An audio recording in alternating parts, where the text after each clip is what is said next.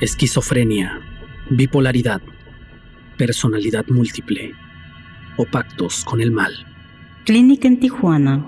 Ahí fue que sucedió este hecho paranormal. Seres del bajo astral atrapados entre la vida y la muerte. Un escenario de transición entre dimensiones. ¿Qué horrores se ocultan dentro de estas instituciones? Desde pacientes poseídos hasta historias reales del más allá, esto sucedió en el IMSS de Tijuana, Instituto del Seguro Social. Yo lo sé porque yo estuve ahí. Ahora que eres mi súbdito, no volverás a tener miedo. Que tiemblen tus enemigos. Atentamente, la Dama de Negro. Un portal hacia la oscuridad presenta. Todos los comentarios en este programa podrían responder o no a la realidad. Se recomienda discreción. Bienvenidos a un portal hacia la oscuridad. Esta noche tenemos la espeluznante historia del Seguro Social de Tijuana, año 1998. Esto sucedió en el 5º piso de la unidad de cuidados intensivos. ¿Sabías que en ese año cerró después de que varios pacientes murieran ahí? Hoy conocerás el porqué de este hecho tan sorprendente que a sus 27 años sigue causando polémica. Bienvenidos a un portal hacia la oscuridad. Existen varios relatos de casos paranormales que se asocian con hospitales del IMSS en Tijuana y otras partes de México. Aunque es sumamente difícil verificar la veracidad de estas historias, desde hace mucho tiempo ya han circulado entre el personal y la población en general. Efectivamente, esto sucede mucho en los hospitales de todo el mundo, pero últimamente está circulando en redes sociales la historia del IMSS, del 5º piso. Pero te voy a decir una cosa, realmente lo que sucedió fue en la ciudad de Tijuana. Un 23 de septiembre del año 1998, el IMSS tuvo que cerrar su 5º piso y todo lo que sucedió ahí te va a sorprender. Doctores conocidos por su gran desempeño, ignorados por sus superiores. Como muchos otros, este fue el caso del doctor Mendoza, cuya investigación lo llevó a un desenlace aterrador. Efectivamente, fue un 23 de septiembre de 1998, cuando la unidad de cuidados intensivos en el IMSS de Tijuana tuvo que cerrar sus puertas. El doctor Raúl Mendoza recibió una llamada que cambiaría su carrera para siempre. Doctor, necesita venir ahora mismo al 5º piso, porque el paciente de la cama 7 está gritando igual que los otros pacientes que han estado ahí y que han muerto, sin ninguna justificación. ¿Son acaso los hospitales portales hacia el más allá? Sí, efectivamente, como todos conocemos, en estos lugares hay mucho dolor, hay transición entre la vida y la muerte, niños que nacen, gente que muere. Esto es un ir y venir entre portales, entre dimensiones diferentes. Oficialmente, la unidad de cuidados intensivos se cerró por remodelación, pero extraoficialmente te diré que hubo muchos sucesos que nadie pudo explicar, envueltos de una manera aterradora, y nadie sabía por qué. Expediente número 47 de Unidad de Cuidados Intensivos, año 1998. Este expediente no se puede encontrar en los archivos del IMSS. Sin embargo, la enfermera María del Carmen Vázquez hizo impactantes revelaciones.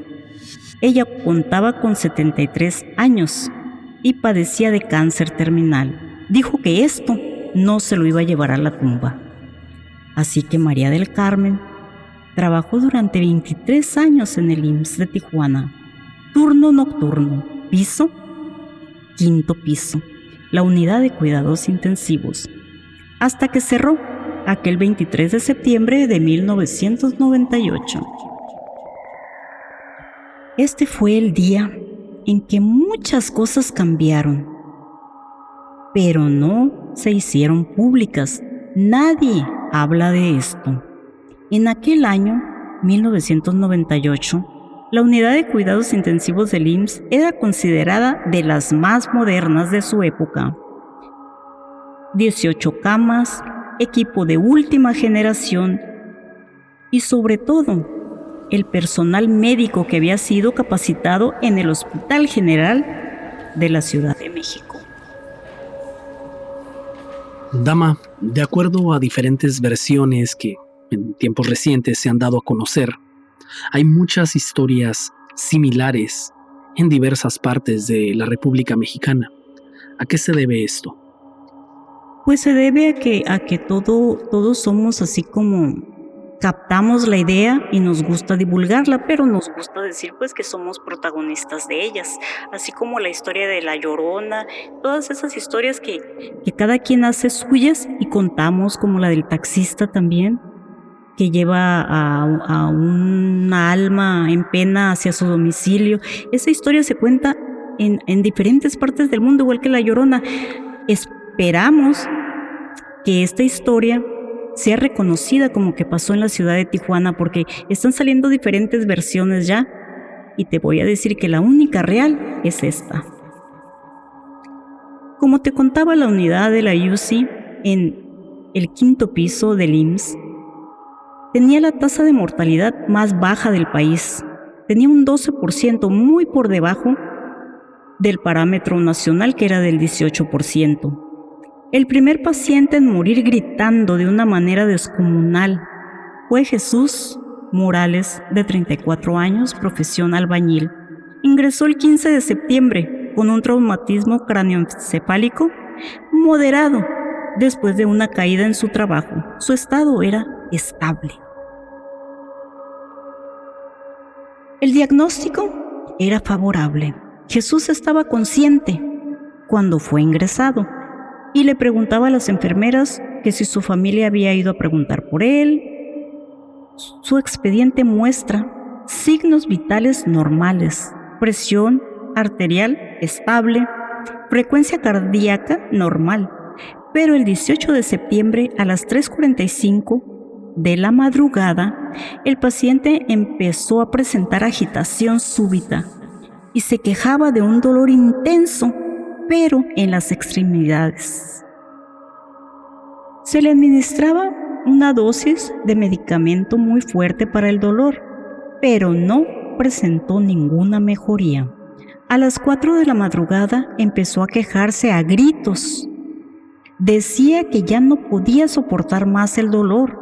A las 4:33, el doctor Mendoza evaluó al paciente y no encontró causa de aquel dolor.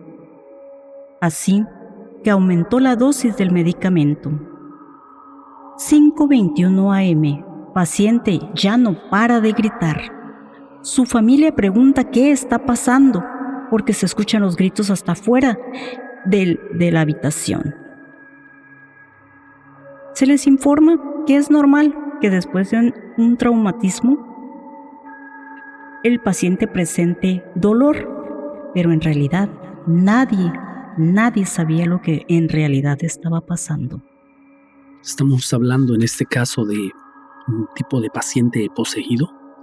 No, en realidad todavía no llegaba a esos extremos, sino que él todavía hablaba por él mismo y presentaba un dolor que era inexplicable porque tenía altas dosis de medicamento. Y por ende se suponía que empezó como a divagar, a decir incoherencias, pero bueno, al final vas a saber si eran incoherencias o no.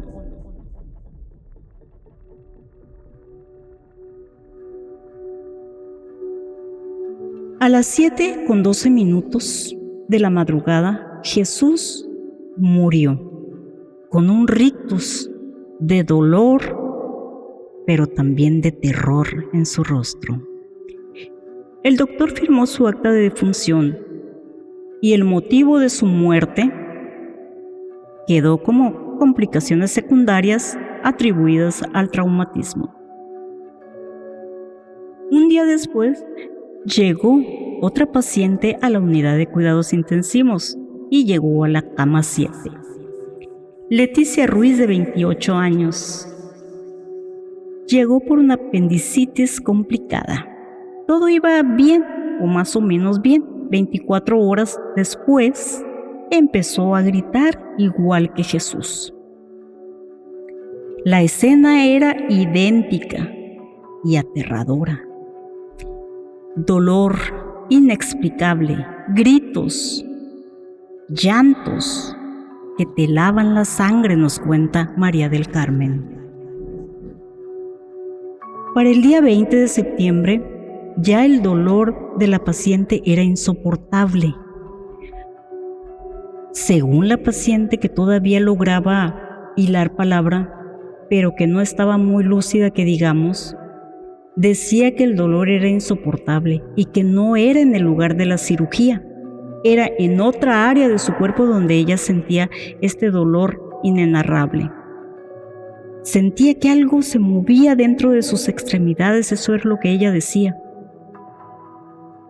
Se tuvo que sedar a la paciente para poder controlar un poco aquella agonía, pero ella seguía gimiendo de dolor. Más tarde, un familiar de la paciente dice que ella estaba hablando con alguien que no existía. Estaba mirando hacia un punto arriba de la cama 7, donde ella se encontraba, y le gritaba a ese ser imaginario. Le decía que la dejara en paz, que ella no tenía por qué irse con él, que ella no tenía por qué irse. Simplemente seguía mirando a un lugar vacío y hablando sola.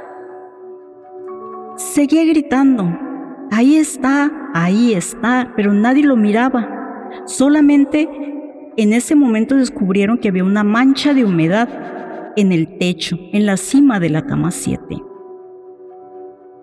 Esto fue a las 7:23 de la mañana del 21 de septiembre. 7:23. Muere la paciente. Causa oficial: complicaciones de la cirugía. Causa extraoficial: nadie sabe qué pasó.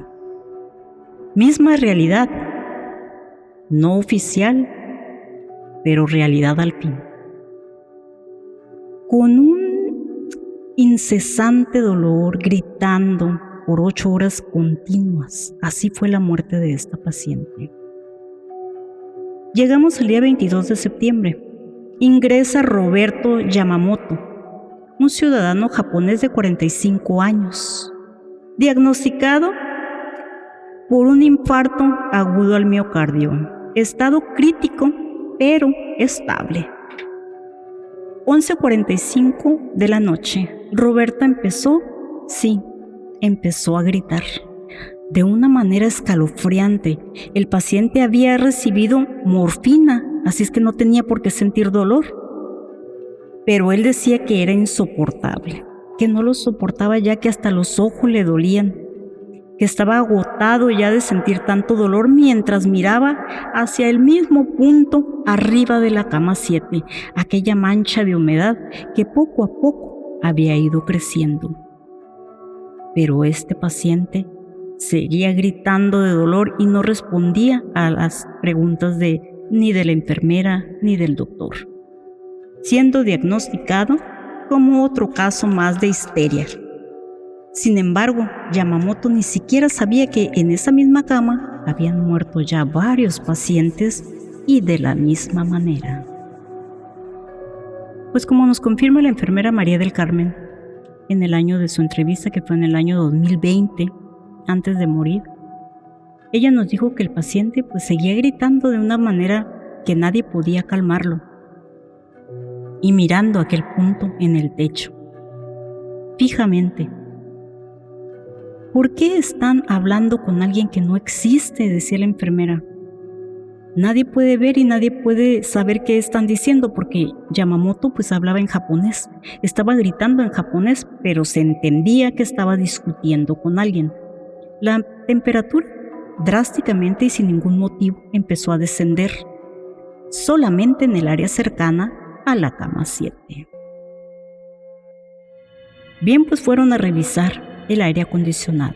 El encargado de revisar las tuberías asumió que ya tenían varias noches como que se habían descompuesto los ductos del aire acondicionado, con miedo que tenía él porque había descubierto varias anomalías dentro de dichos ductos.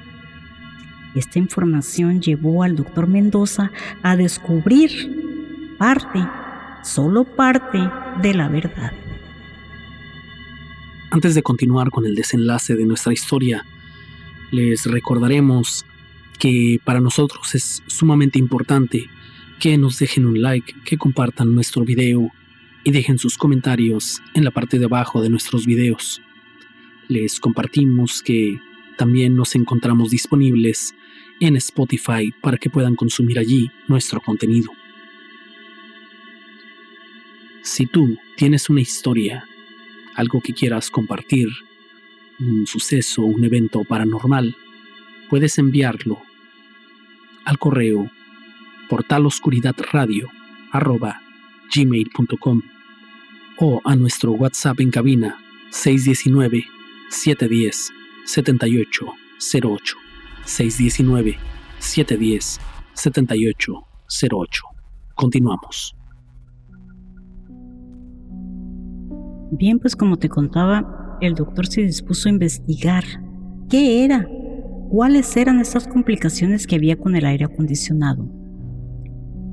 Se descubrió, por así decirlo, que había varias anomalías ahí.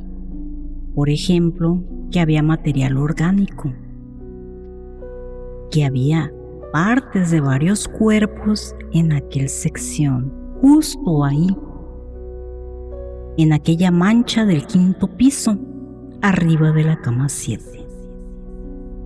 Bueno, aquí podríamos suponer que ese era el problema, ya que si había material de descomposición, pues era lógico que los pacientes inhalaban esas sustancias y por eso alucinaban. Pero ¿sabes una cosa?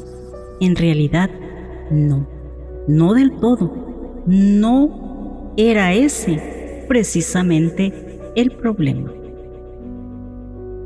Junto a los restos en aquellos ductos se encontraban varios expedientes.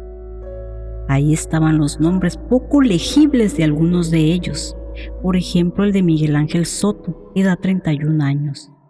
Fecha de ingreso 15 de agosto de 1978. Hacía ya 20 años de aquello.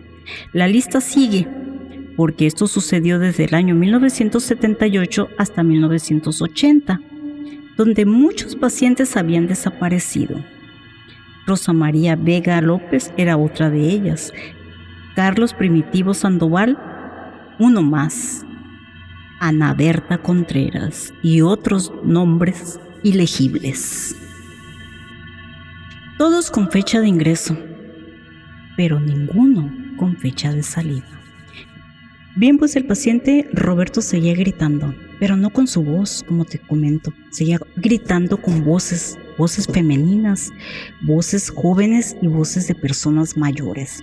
Esto sucedió entre las 2 y las 4 de la mañana del 23 de septiembre de 1998. De hecho, se escuchaban las voces, varias voces a la vez. Los creyentes de lo sobrenatural aseguran que eran las voces de los cuerpos que estaban atrapados en el 5º piso de la unidad de cuidados intensivos del Seguro Social. Dieron muchos datos que así lo confirmaban, pero resulta que hay otra versión y te la voy a contar exclusivamente para ti. 3:45 de la madrugada. Roberto Yamamoto dejó de gritar.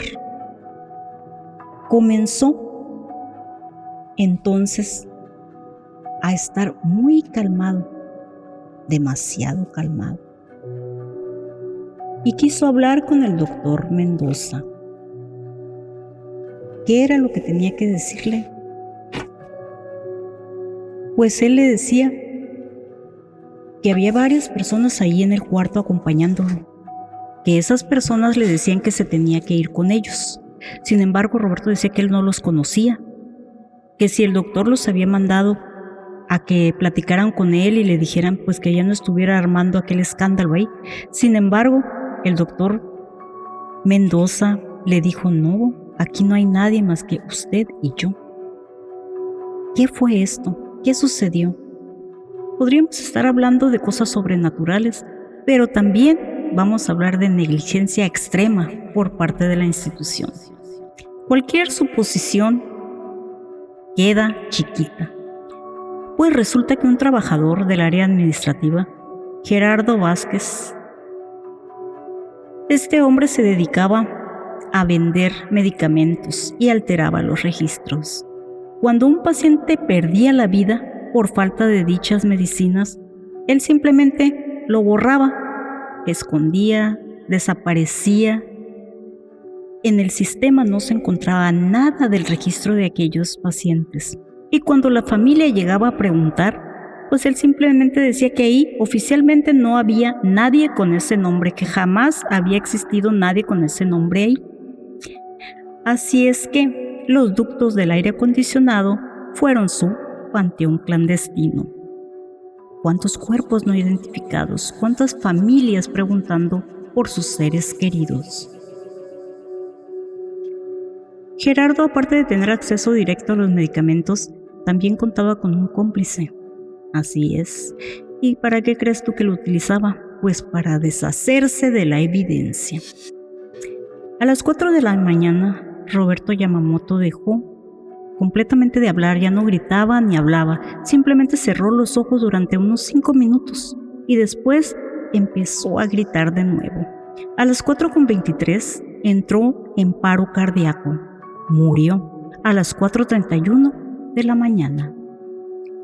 Aunque el doctor Mendoza trató de impedir que la cama número 7 fuera ocupada nuevamente, a las 8:30 una paciente ingresó de nuevo a la unidad de cuidados intensivos y se le asignó la cama 7. Esto fue el 23 de septiembre de 1998. Llamaron al director del Instituto del Seguro Social para decirle lo que estaba sucediendo. ¿Y sabes qué hizo? Dijo: aquí no creemos en esas tonterías sobrenaturales. Deniego esta solicitud. Esa paciente va a ser ingresada a la cama 7.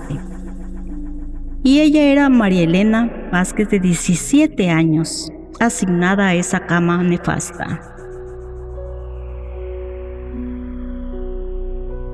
La paciente había intentado desvivirse con medicamentos. Su estado era crítico, pero estable. A las 12 mediodía fue ingresada esta paciente de 17 años. A las 12:15, sí, empezó a gritar. Pero esta vez gritaba nombres. Los nombres de todos los pacientes que habían sido encontrados dentro del ducto. Y también el nombre de las víctimas que habían muerto en esa unidad en la cama 7. Esto fue entre las 12:15 y las 2 p.m. A las 12:30 María Elena se calmó.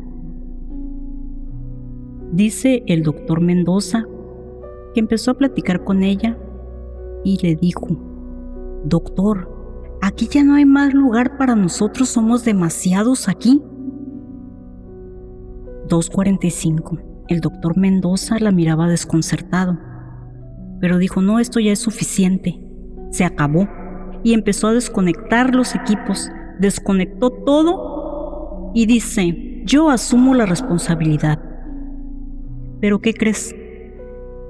A pesar de haber desconectado los aparatos, los monitores, todo lo que se podía desconectar, siguieron funcionando.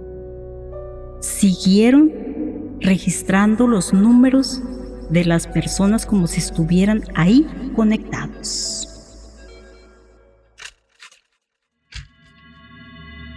Mostraban diferentes signos vitales de diferentes personas inexistentes, en total de 7 personas.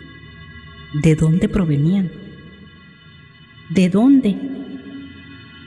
¿De la mancha del techo? Bueno, empezaron a escucharse una de murmullos, lamentos desgarradores. Y efectivamente venían del techo, justo encima de la cama 7. La mayoría de las voces decían: solo queremos ir a casa. 4 p.m., 23 de septiembre de 1998. Al ver y escuchar todo aquello, el doctor Castillo, el que no creía en nada paranormal y que no iba a cerrar nada, tomó la decisión de cerrar el 5º piso de la UCI, Unidad de Cuidados Intensivos. La razón oficial: remodelación. La verdadera versión: sucesos paranormales. Gerardo, el empleado aquel que ocasionó todas estas desgracias, continuó trabajando en el IMSS, recibió su premio como el empleado del año y fue jubilado en el 2015, muriendo en el año 2016. Murió alucinando, gritando de la misma manera que aquellos pacientes, diciendo las mismas incoherencias y sucumbiendo al fin al mismo misterio que él mismo había ocasionado. Esto ha sido todo por hoy. Yo soy la Dama de Negro. Le damos la bienvenida a nuestra numeróloga estrella, que por fin está de regreso. Bienvenida. Muchas gracias por estar aquí con nosotros. La verdad es un gusto poderme presentar nuevamente con ustedes. Y sí, vamos a hablar un poco de cómo se vive constantemente la delgada línea entre la vida y la muerte. Ustedes saben que estamos en estas fechas terroríficas, en estas fechas de qué está sucediendo en la actualidad. Y estamos hablando del ser, del número 1, del líder, del que proyecta, del que habla, pero también el que se aparece y se hace su esencia. Y también de un número 9, que es un nuevo ciclo. O sea, paso, dejo el mensaje, me presento y a la vez vuelvo a continuar. Por eso les voy a platicar sobre unas historias que escuché y que sé que la Dama de Negro estuvo ahí, porque trabajadores de un hospital del IMSS de la ciudad de Madero, en sus cámaras captaron fantasmas. Y esto es verídico, porque no fue simplemente una silueta, sino un fantasma de verdad.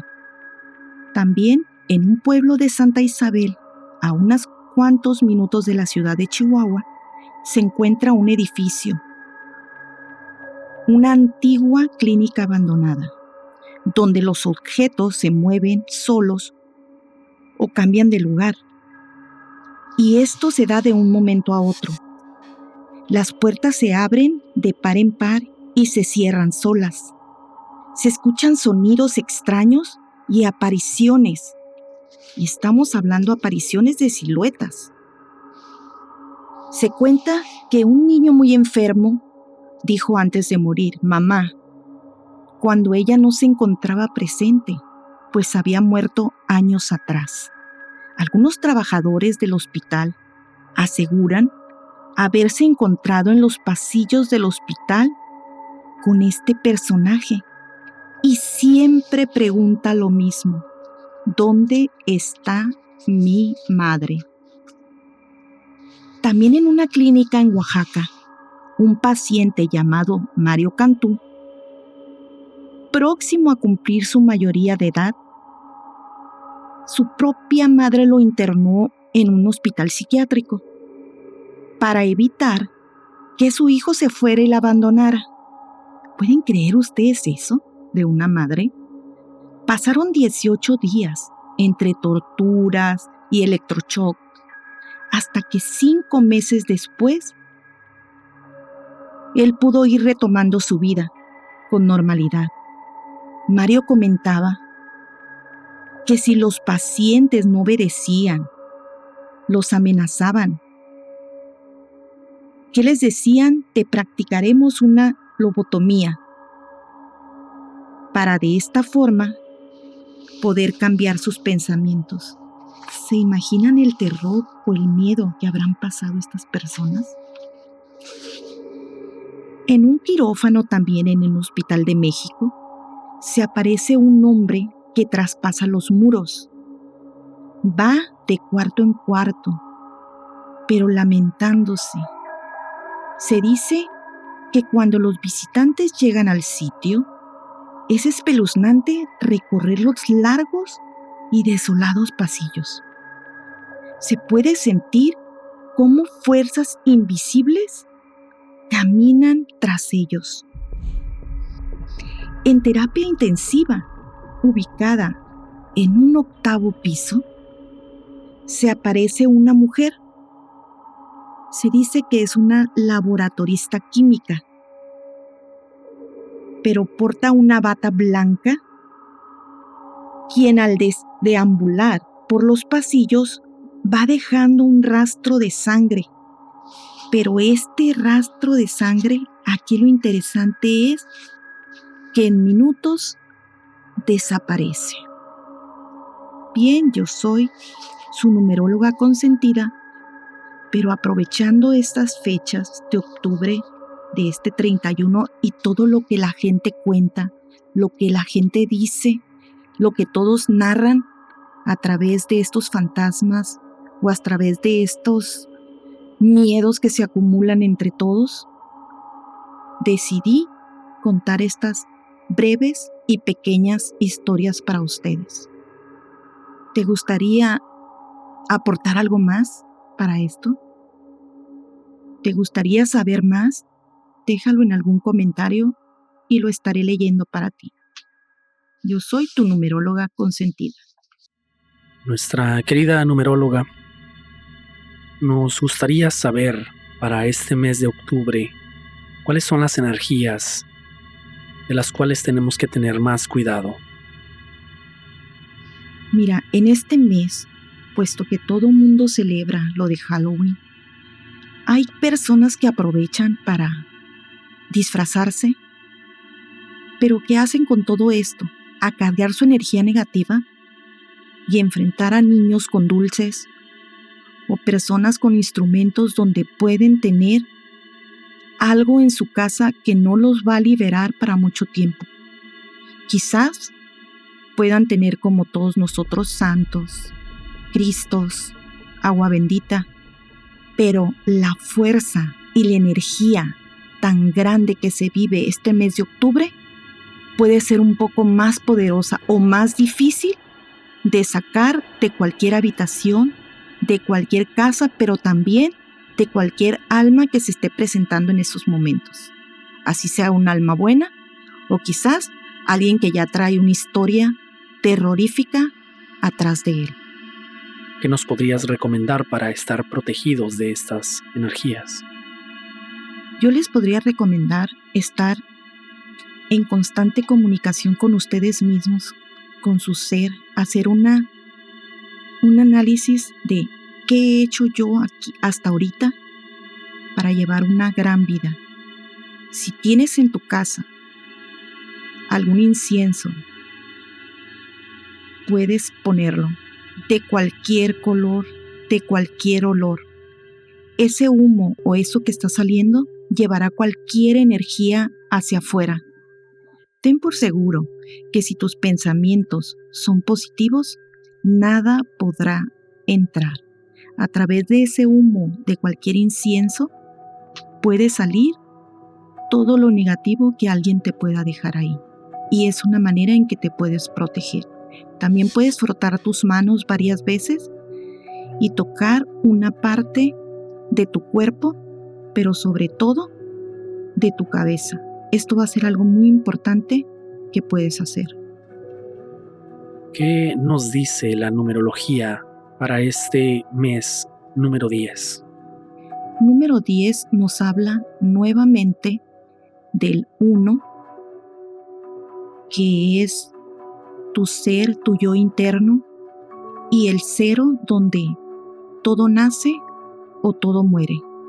Yo creo que esto yo te lo dejaría a ti a conciencia para que analices y veas si realmente estás haciendo buenas acciones o quizás estás trabajando algo y ni tu familia y ni tú mismo sabes todo lo que te puede afectar. Y a veces es porque no conocemos.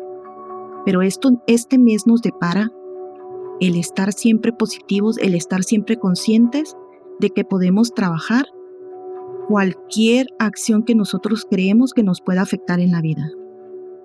Efectivamente, este mes, que es el mes número 10, se celebra, como todos sabemos ya, Halloween, que es en Estados Unidos y parte de México. Sin embargo, se fusiona la fecha con el 1 y el 2 de noviembre, que viene siendo Día de los Santos y el Día de los Muertos. ¿Qué nos puedes agregar de este tema? A mí este tema se me hace muy interesante porque el Día de los Muertos, si tú tienes a alguien que aprecias, que quieres, puedes llevarle una ofrenda, lo que a él más le gustaba, lo que él más consumía. Hay quienes le ponen enchiladas, hay quienes le ponen su soda preferida, a veces una Coca-Cola, en fin. Pero es importante sobre todo tener mentalmente una comunicación con él y decirle lo mucho que lo quieres y lo mucho que lo extrañas. Pero no pedirle que venga, que te cuide, que te proteja. Simplemente decirle, estoy bien, pero me da mucho gusto que ya no estés padeciendo nada y que estés en el lugar donde tengas que estar. Efectivamente, porque fíjate que cuando una persona le pide ayuda o solicita muy seguido que interfiera por ella ante Dios o ante la deidad que creamos cada uno, atas a ese espíritu, atas a esa persona, a ese que fue un ser humano, lo atas aquí y no lo dejas trascender. Entonces, por eso es muy importante no estarles pidiendo favores a los difuntos.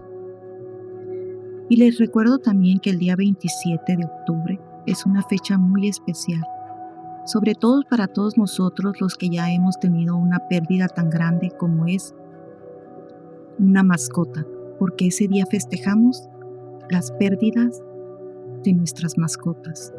Ellos son tan indefensos y nos acompañan en un recorrido hacia la vida, pero también se dice que muchas veces cuando nosotros vamos a atravesar algo doloroso, son ellos quienes lo perciben primero y dan la vida por nosotros.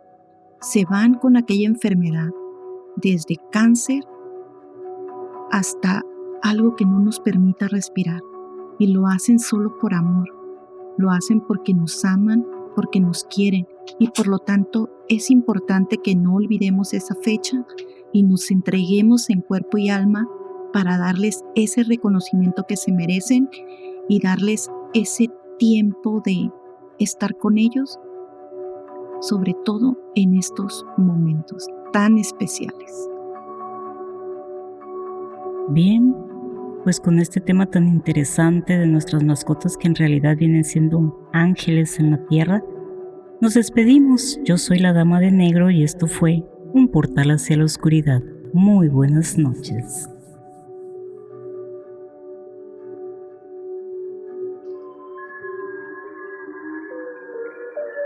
Creyentes o no del tema paranormal, podría ser que esta noche me veas en tus sueños. Atentamente, la Dama de Negro. Un portal hacia la oscuridad.